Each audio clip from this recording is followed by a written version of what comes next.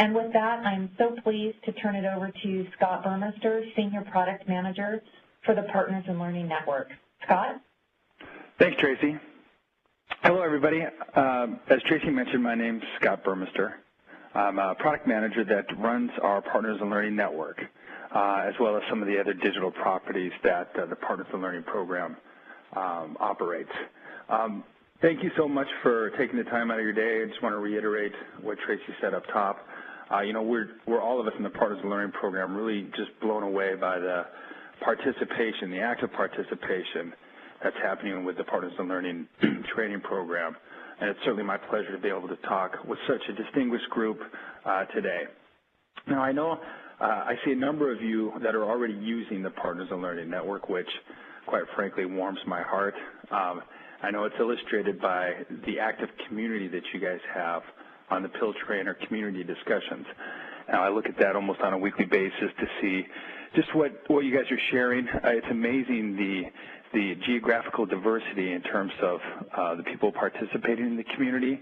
But what always strikes me is that there's some common themes that continue to come up in terms of how we can kind of extend or amplify these 21st century themes that we're wanting to incorporate in our teaching and learning practices and help our colleagues invest in those practices as well.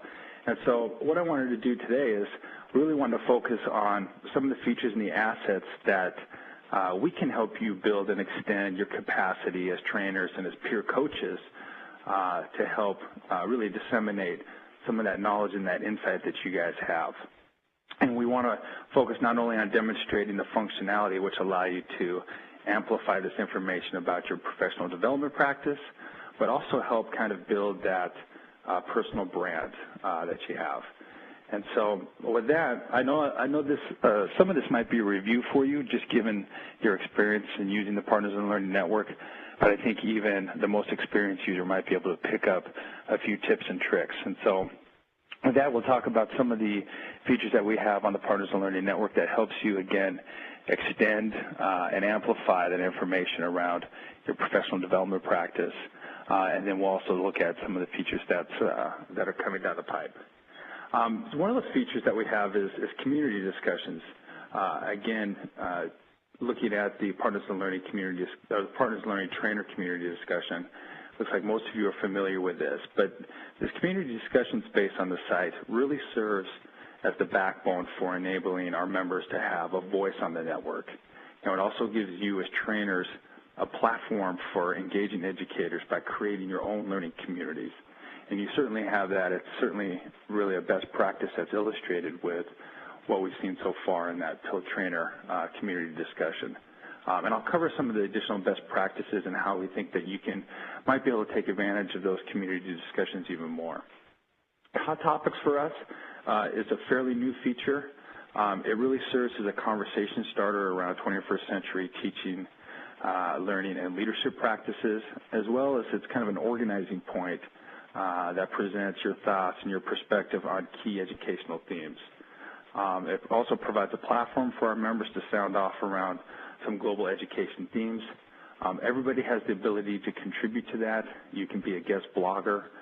We work with a number of different education consultants and education luminaries, which we certainly consider you part of that group. And so we know that you have a lot to share and a lot of perspective and insight on some of those themes that you see on the Hot Topics. And we certainly encourage you to go in and request to contribute and be a guest blogger in that area.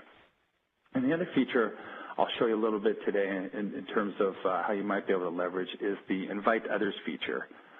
This is, again, it's a fairly new feature for us that we onboarded about a month ago. And what this does is it allows any member can go into their profile and invite others to join the Partners in Learning Network. And what happens in the background then is our system is able to track the number of invitations people have sent and those that get accepted. So a great way or a great user scenario that we see that's applicable for this particular group is inviting participants to join the Partners in Learning Network prior to your training sessions. It's a way that you can kind of introduce yourself introduce the Partners in Learning Network. You might be able to even create a community discussion that acts as a shared space on the network where you can get feedback about the training, where you can post some of your resources, and then use that as kind of a sustainable model to continue the conversation after the training is done. We can give you a demonstration on how you might be able to use some of these features that we talked about, again, to kind of extend your reach and help, even build your personal brand. So for those of you that are not familiar, these are what you're looking at is the Partners in Learning Network. It's, our online tool, collaboration tool that we provide free for all of our educators and our school leaders. What I wanted to do is I wanted to show you how you might be able to leverage that invite others feature. And so, for example, if I'm going to conduct a training in my district and I want to be able to reach out to the attendees and I want to use the space or leverage the community discussion space on the Partners in Learning Network, I can first go ahead and send out an invitation to my participants. So if I just go into, once you sign in and you click on your name and then you click on View Profile, you go into your profile, the profile section of the Partners in Learning Network, and then down underneath kind of your scorecard, if you will, or your scoreboard where it lists the number of resources that you have or the transcripts that you have of your online professional development or the applications, is you'll see an option there for invite others to join. So you click on that, and what this does is this basically brings up an email template. So you can create an invitation. You have the ability to, go ahead and input. I'll just go ahead and put Scott Burmester at msn.com. So if you know the individuals that are participating in your training class, or you have an email list, for example, of those attendees, you can go ahead and add one or many to this list.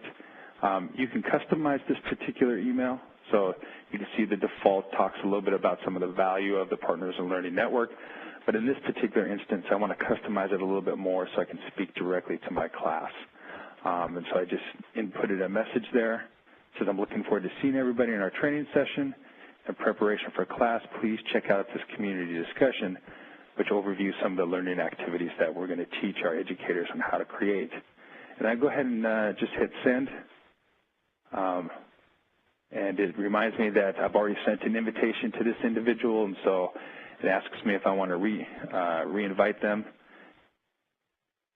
I'll go ahead and hit send. And what that does then is that kicks off an email to the individual that it's the email address that I put in there. You can see there it says one invitation has been sent.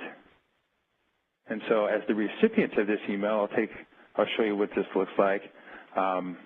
This looks like here, you can see that the email invitation has come in my inbox, and it asks me to, again, click on that link, which provides me access to that learning community that I inputted in that message.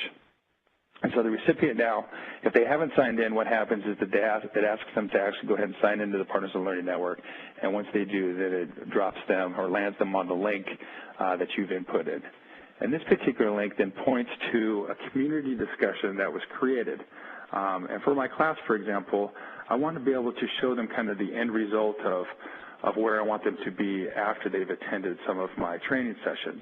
And that's to build these 21st century learning activities that incorporate, all of the different skills that they learned during my class. And what a better way to demonstrate that than to have them take a look at some of the winning projects that were selected from our global forum, which is our worldwide teacher competition. And so as a community member, I have the ability to, go ahead and, or the owner of this particular community, I have the ability to start this community discussion. We can go ahead and we can add text there, in terms of the description of the discussion. I can add links to corresponding learning activities. So again, I give them not only some context in terms of why these are the best learning activities, but then I can provide direct links into the real examples so they can actually see those at work. Not only the videos, but then, the corresponding learning objectives and some of the associated tags that have to do with that particular learning activity. And so this is really one of our best examples of how community discussions has been created. You can see there, you have the ability to upload images. You can tag your content. You can include, again, links to learning activities, whether it's in the Partners in Learning Network or if there are particular blogs, or if you have content that doesn't reside in the network, you're obviously welcome to include links to that material as well. Hey, Scott? Yep. Can I ask you a question? Sure, absolutely. So actually there's two questions. One is mine, and then one is one of our attendees. So my question is, once you invite somebody utilizing that invite others feature on my profile, that's very cool. And I love that it warns me if I'm going to invite them again, because that could get kind of annoying. Right. What I wonder is, if they accept the invitation and actually go register for the network, will I be notified that someone, maybe not specifically, but that someone did join? Yeah, absolutely. We actually send out a notification that says, the invitation that you sent to Scott Burmester, for example, has been accepted and they've registered. So we actually send you a notification as well. Wow, that's powerful. Yeah, it's interesting because then you can, as the Partners in Learning training program progresses, you can see us probably running competitions around this where we actually track the number of individuals that have accepted, your invitation.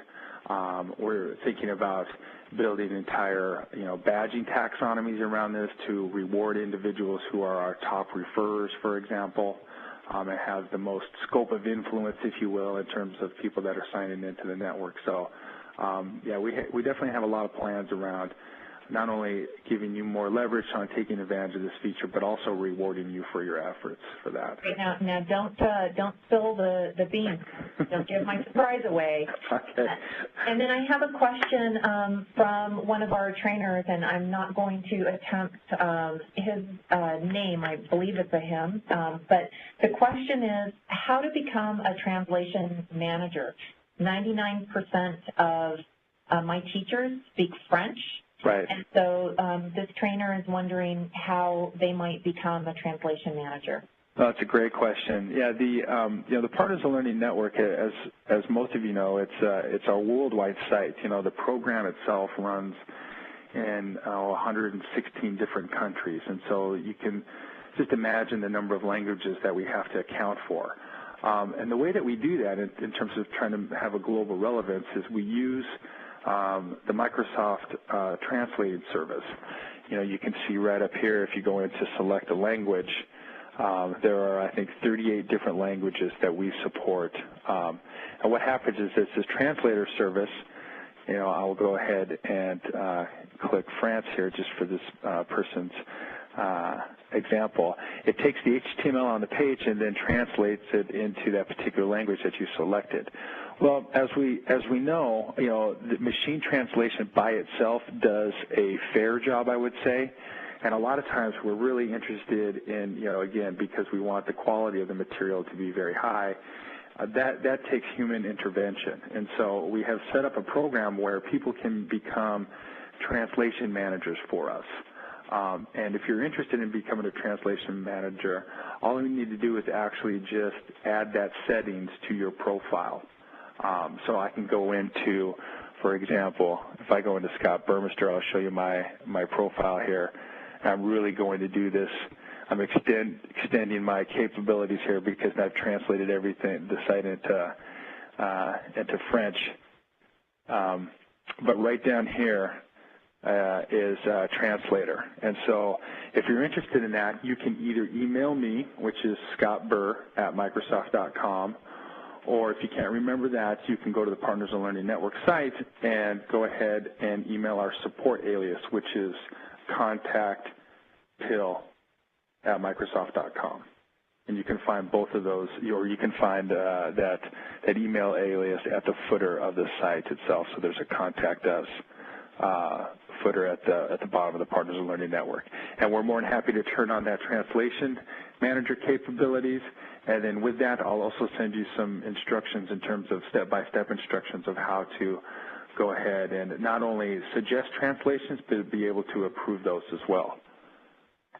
Great. Thank you so much, Scott. And I know you'd like to take up our entire hour and a half here, but if I can get you to finish up, that'd be awesome. Right. Sorry, Tracy. No, it's my fault. I asked nope. you the question. I just wanted to show you one thing, guys, in terms of if I go back to the community discussions. If you wanted to create your own, all you need to go in is click on is community discussion, and then start a new discussion. There is over on the right-hand side. And basically what this does is it presents a web form to you where you can select a category, the title, a description of your discussion, and then you can upload things like videos, images, and related content, whether those are PDF documents or Office documents as well. And so with that, I just wanted to finish up real quickly, if I could go back to the live meeting and talk to you a little bit about how we're trying to build on this community discussion infrastructure that we've created. As most of you know, the community discussions that we have in the Partners in Learning Network are all open, if you will, meaning we don't have the notion of private groups.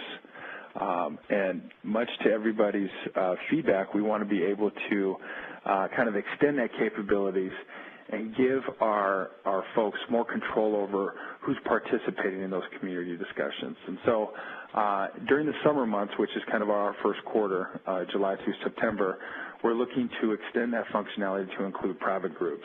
So you can set groups to be private or public. You have the ability to request permissions to join private groups.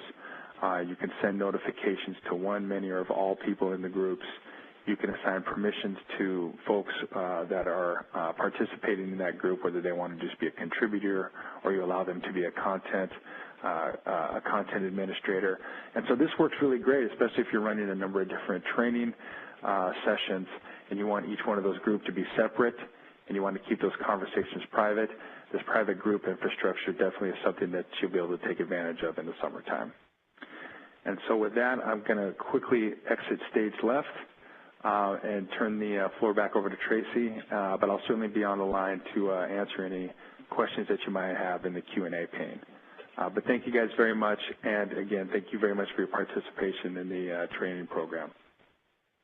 Thanks so much, Scott, and I know as a trainer myself, I am very anxious to utilize the private community. I think that sometimes people are a little bit reticent to share in a public forum, and so it's going to be great to be able to offer a safer place for my educators that I work with, where they can feel like they can be really open and transparent and not worry about who might be seeing their comments. So I think that's a fabulous enhancement